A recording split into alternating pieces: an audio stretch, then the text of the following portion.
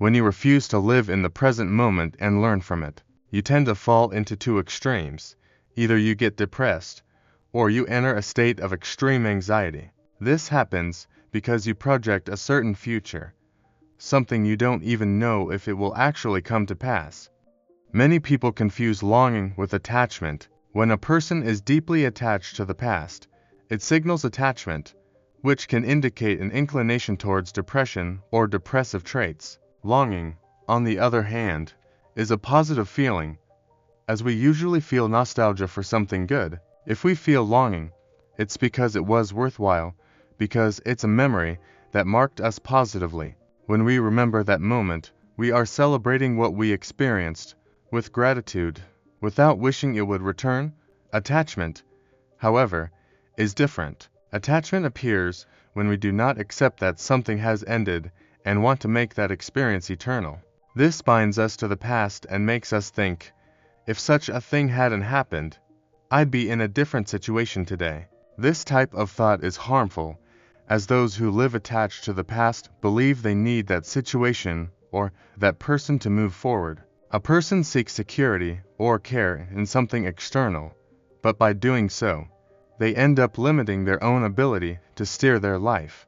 When a person clings to what they've lost, they don't live in the present and prevent their own life from evolving.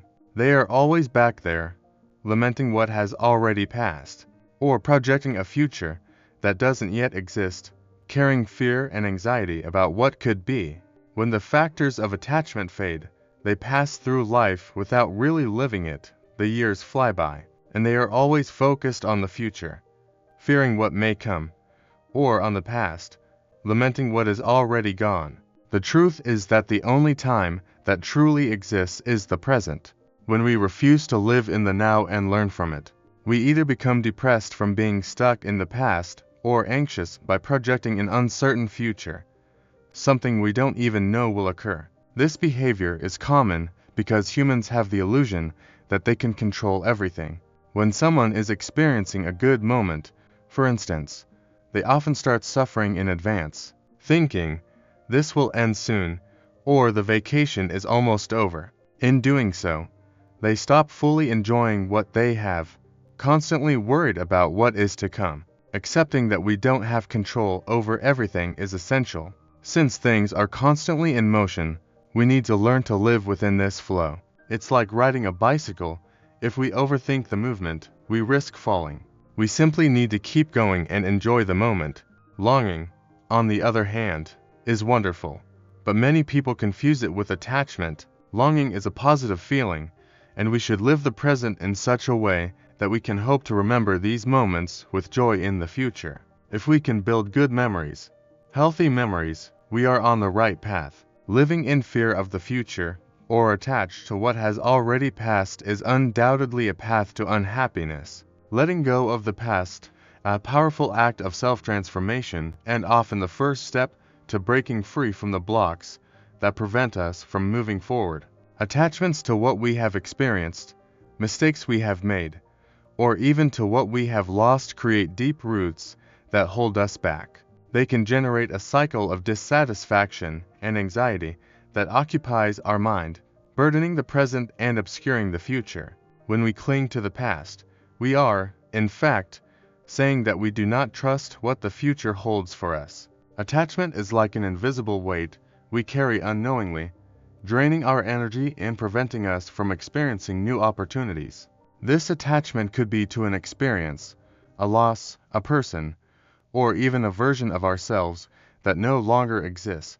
By remaining in this state, we block the natural flow of life and the chance to reinvent ourselves. Slowing down is an essential tool for this release.